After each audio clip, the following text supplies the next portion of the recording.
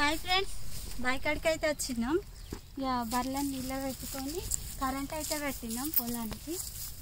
మొన్నదాకా వర్షం పడ్డది కదా, ఇక వాటర్ పెట్టాలి. ఇలా కరెంట్ పెట్టినాం. పొద్దునింత పాలు వెండుకొని గడ్డేసేయను. ఇప్పుడు మళ్ళీ నీళ్ళల్లో అయింది కదా, నీళ్ళు పెడతాను.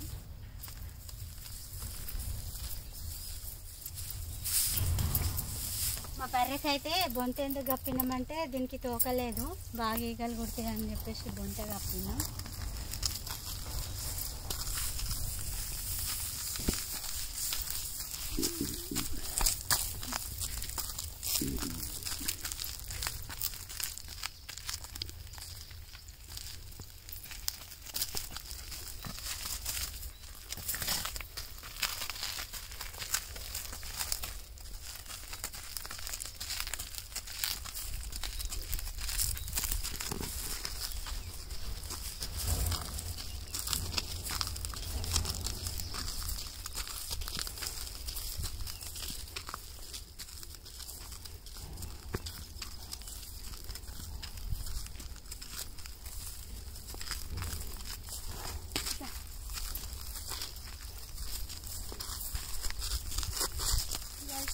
అన్నమాట మన వానకు నీళ్ళు అయితే ఎర్రగా అవుతాయి. బర్రెకైతే తౌడు పెడతాను.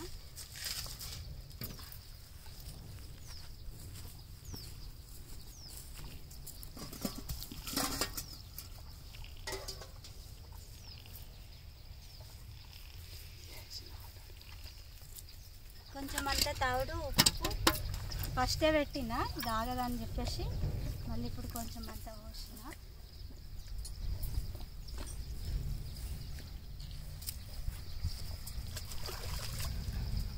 బెల్లమును తౌడు వేసుకుంటే బర్రెలు మంచిగా పాలు ఇస్తాయి. కొన్ని మెంతులు సీతే కలుపుకుంటే మాకు ఒక 2 బర్రెలు ఒక లాగ్ ఉన్నాయి. పొద్దున్నే సాయంత్రం తౌడు పెడతాం.